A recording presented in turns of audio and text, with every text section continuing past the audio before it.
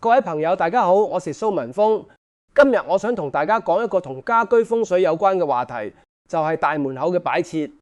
好多朋友成日覺得自己明明好努力，但錢銀總是左手入右手出，取極都取唔到錢。每個月總有一筆無謂錢要使，有時係整爛嘢要維修，有時係借咗出去收唔返，有時係病咗要睇醫生。呢啲情況有部分可能同你屋企大門口嘅風水有關。風水學上，大門口就等同於一個人嘅嘴巴。你每日食咩嘢決定你嘅健康，你大門口每日吸入咩嘢氣決定你全家人嘅運勢。貴人好運財運全部都係由大門口入屋嘅。如果你大門口堆滿雜物，陰氣濕氣積聚，財神爺行到你門口見到咁嘅環境，掉頭就走啦。外面嘅世界充滿住各種各樣嘅氣，有旺氣有生氣，但同時亦有殺氣、病氣、怨氣。你對面樓嘅角、走廊嘅直衝，甚至外面街道嘅污禍之氣，全部都係經由大門口進行交送。大門口就係全屋風水嘅第一道防線，亦係最重要嘅過來網。如果呢道防線堅固、乾淨、光猛，外面嘅壞氣就會被擋住。如果大門口雜亂、陰暗污穢，就好似一個崩壞咗嘅城門，外面嘅敵人可以長驅直入。今日我會講3樣絕對唔可以擺喺大門口嘅嘢。如果你屋企有，聽日一早就要清理留低佢哋。下半年可能會影響你嘅財運同健康。第一樣要清走嘅破爛嘅舊鞋，呢個係最多家庭會犯嘅錯誤。好多人有取舊鞋嘅習慣，覺得對鞋當年買得好貴，着咗好多年有感情，就算爛咗都唔捨得掉。又或者覺得放喺門口冇所謂，反正又唔阻地方。有啲人仲會喺大門後面堆滿一對對舊鞋，塞到密不透風，連門口都睇唔到。但喺風水學上，呢個係一個好大嘅問題。鞋每日同你一齊出街，去過醫院，去過街市，去過人多雜亂嘅地方，鞋底好容易沾上污嘢之氣。如果你將啲又爛又舊、幾年都冇着過嘅鞋堆喺大門口，就等於將一個及運儲存庫擺喺你屋企嘅入口。每日你開門關門嗰陣陰氣同及氣就跟住入屋，影響全家人嘅運勢。爛鞋代表破敗，鞋底穿窿代表財漏，加埋大門口，等於將啲衰氣日日帶入屋，財氣日日流出門。更深層次嘅風水原理係咁嘅。你每日出街，去過醫院，去過街市，去過人多雜亂嘅地方，鞋底會沾上各種氣。如果你唔清潔，將啲幾年都冇着過積滿灰塵同細菌嘅舊鞋堆喺門口，嗰個鞋櫃就變成咗一個巨型嘅卡運儲存。全家人每次出門一打開門就被一陣陰風吹散運氣，鞋櫃越亂越糟，影響就越大。我以前有一個客人，佢老公做五金生意，本來生意一直唔錯，但有2年生意突然一落千丈，蝕咗好多錢。佢嚟揾我睇風水，我一行到佢屋企門口就見到門口堆咗10幾對舊鞋，有啲鞋底穿咗窿，有啲鞋面發銹，有啲仲散發出陣陣臭味。我同佢講，你老公生意失敗，其中一個原因就係呢堆爛鞋。我叫佢聽日即刻將所有爛鞋掉晒，然後將門口鐵底清潔消毒。佢照做咗唔夠2個月，佢老公嘅生意開始好轉，慢慢回復翻以前嘅水準。呢個就係風水嘅威力。除咗要清走爛鞋，鞋嘅擺放方式都好重要。有幾個原則你要記住。第一，鞋櫃嘅高度，傳統風水有個規矩，鞋櫃唔可以高過成年人嘅頭，更加唔可以高過大門口。鞋櫃太高等於壓頂，會影響全家人嘅運勢。最理想嘅高度係到腰左右，實實穩穩陣陣咁接住財氣。第二，鞋嘅擺放方向，好多人貪方便，鞋頭向外一着就出門口，但風水上鞋頭向內代表財氣入屋，鞋頭向外代表財氣外流。你每日開門就將啲財氣帶走咗，所以擺鞋嘅時候，鞋頭要向內，鞋跟向外。如果係長靴或者高跟鞋，更加可以倒轉擺，鞋跟向內，鞋頭向外。總之擺得整整齊齊，財運先至穩陣。第三種鞋唔好擺喺玄關鞋櫃。第一種係拖鞋，拖鞋屬陰，最好放廁所門口或者陽台。第二種係濕咗嘅鞋，濕鞋帶水氣，最好放喺通風位置，吹乾先塞入鞋櫃，因為水氣會影響財運。第三種係爛咗嘅鞋，爛鞋代表破財，要盡快處理，唔好留喺屋企。第四，鞋櫃入面唔好擺錢或者重要檔。鞋櫃係收納污嘢之物嘅地方，你將錢擺喺入面，等於將財富擺喺好糟地方，錢財會不知不覺流失。第二樣要清走嘅，枯萎嘅植物同假花。好多朋友聽人講大門口擺植物可以擋煞招財，於是就買盆發財樹或者富貴竹擺喺門口，但買咗之後就懶得打理，淋水淋到啲葉黃曬都唔理，甚至枯咗都唔掉，又或者覺得真植物好麻煩，於是買塑膠假花或者乾花擺喺門口裝飾，以為可以一勞永逸。呢個做法喺風水上係大忌。風水學入面，植物確實有生旺擋煞嘅作用，但前提係植物必須係有生命力嘅。枯咗嘅植物代表由生氣變咗做死氣，你將一盆死氣沉沉嘅枯花枯草擺喺大門口，就等於擺咗一個死亡牆喺屋企入口。每日大門一開一關，死氣就跟住入屋。老人家長期喺呢種環境入面，最容易無端端生大病，關節痛、呼吸道出問題。後生嘅就會精神恍惚，做咩都唔順利，身體抵抗力下降。小朋友嘅家庭，小朋友體質較弱，影響會更加明顯。至於假花，問題更加嚴重。假花代表虛情假意，你大門口擺假花就等於向宇宙發出一個信號，你接受虛假嘅嘢，結果就係你會遇到好多表面友善背後算計嘅人，可能係騙子，可能係借錢唔還嘅朋友，可能係笑面虎嘅同事。你以為自己交到好朋友，其實係引狼入室。而且大門口放假花係最容易招惹爛桃花嘅，會令到夫妻之間互相猜忌，甚至有第三者介入破壞大好家庭。另外，如果假花上面積滿灰塵，或者乾花因為潮濕而發草，問題就更加嚴重。灰塵同雜菌會產生陰氣，你每日開門關門就將啲陰氣帶入屋，陰氣積聚就會令到屋企陰盛陽衰，影響全家人嘅運勢同健康。我再講一個真實案例，有一位50幾歲嘅男士，辛辛苦苦儲咗成100萬，準備退休。佢屋企大門口嘅玄關櫃上面擺咗一盆塑膠假花，上面佈滿晒塵埃。有一日，佢一個所謂嘅好兄弟同佢講，有一個極度保密嘅內幕消息，話某個虛擬貨幣1個月可以翻1倍。佢平時好精明，但嗰段時間好似被鬼迷咁，竟然將成100萬嘅棺材本全部投資落去。結果對方一收到錢就人間蒸發，佢嚟揾我幫手睇風水。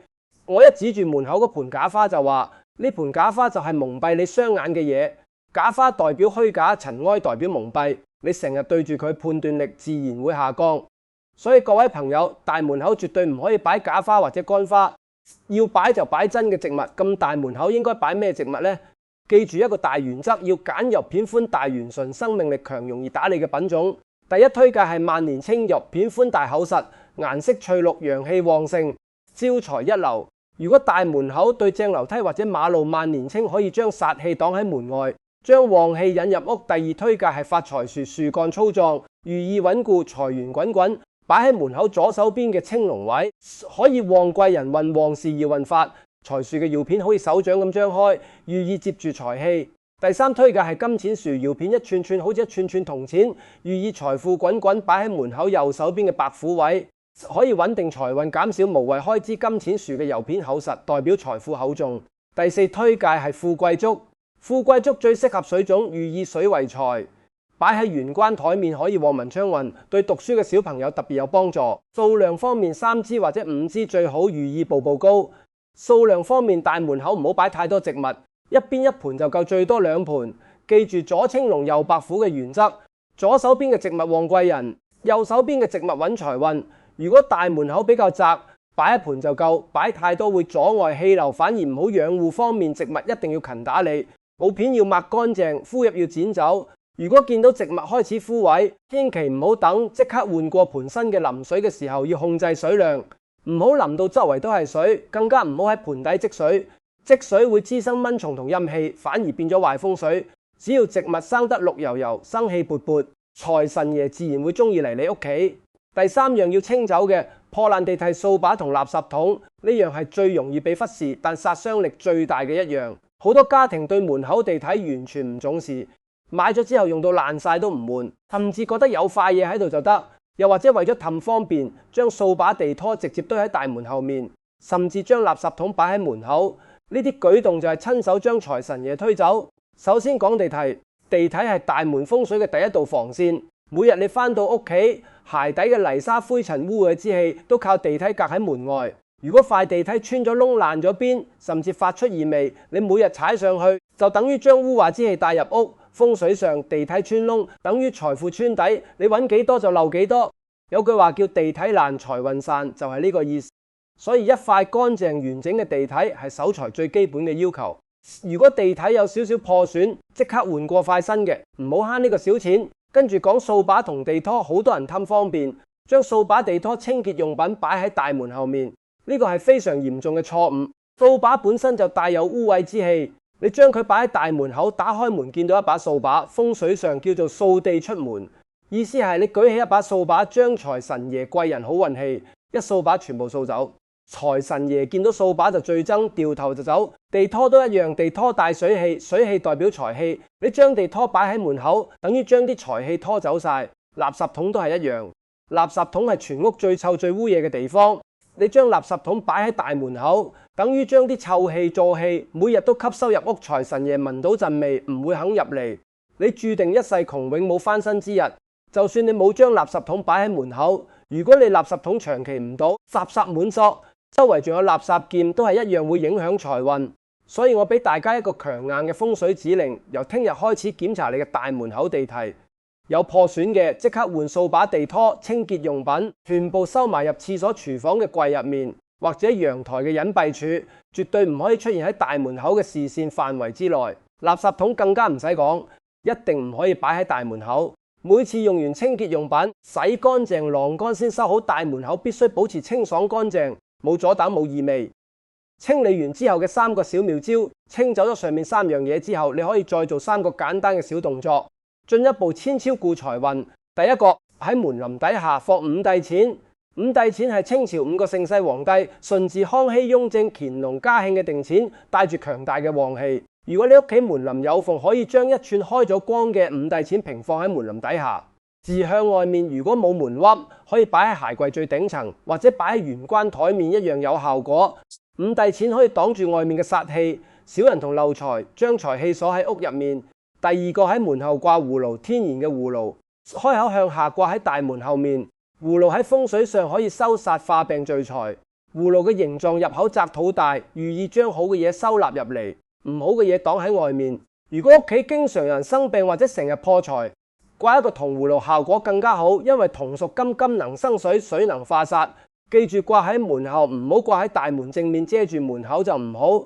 第三個，喺玄關台面放聚寶盤，好簡單，一個圓潤嘅陶瓷碗或者盤，入面放8個嘅硬幣圍成一個圈，中間放一粒圓潤嘅澳卵石，然後用紅布輕輕蓋住一半，擺喺玄關台面嘅左手邊。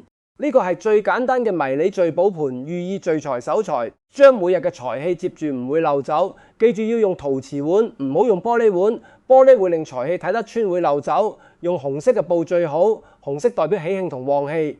進階嘅催財3部曲，如果你清走咗3樣垃圾之後，想做多一步令財運更加旺盛，可以跟住呢3個步驟。第一步，換一塊新嘅大門地體，地體嘅顏色可以根據大門嘅方向嚟揀。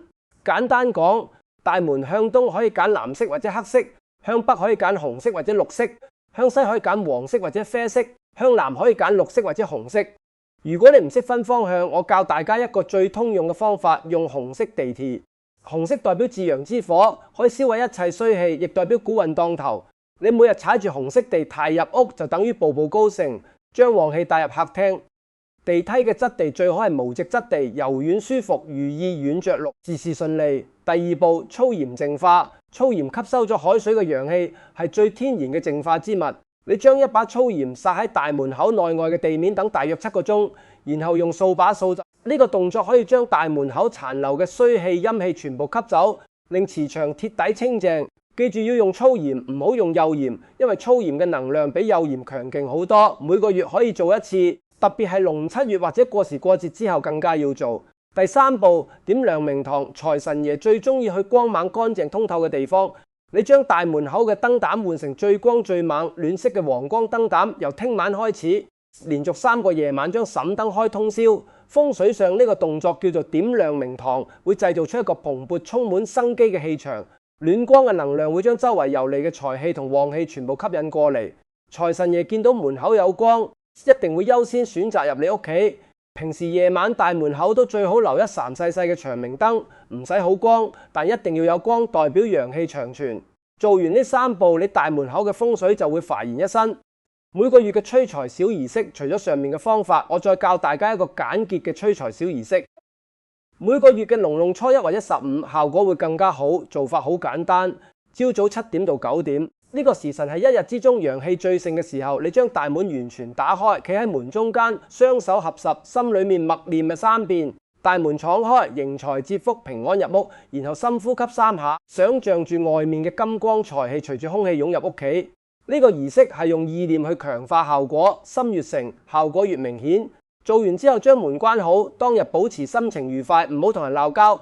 最想講幾句真心話，風水從來都唔係迷信，而係同大自然環境和藹共處嘅智慧。一個乾淨有生氣嘅生活環境，自然會吸引好嘅能量。古人話：一屋不掃，何以掃天下？如果你連自己屋企大門口都打理唔好，又點樣去打理你嘅人生，守住你嘅財富呢？你清走嘅係冇用嘅垃圾，但換嚟嘅係全新嘅好運同財富。你掉咗一對爛鞋，可能就避開咗一次破財；你掉咗一盆枯花，可能就避開咗一場大病；你換咗一塊新地，可能就迎來咗一個貴人。呢啲小改變成本好低，但回報可以好大。如果你覺得今日嘅內容對你有用，請你將呢篇文章分享俾你嘅家人同朋友，特別係家中嘅長輩，因為老人家通常比較慳，唔捨得掉嘢，佢哋可能唔知道佢哋留低嘅垃圾其實係全家嘅策劃。你嘅一個分享，可能就係幫佢哋避開一場破財之災。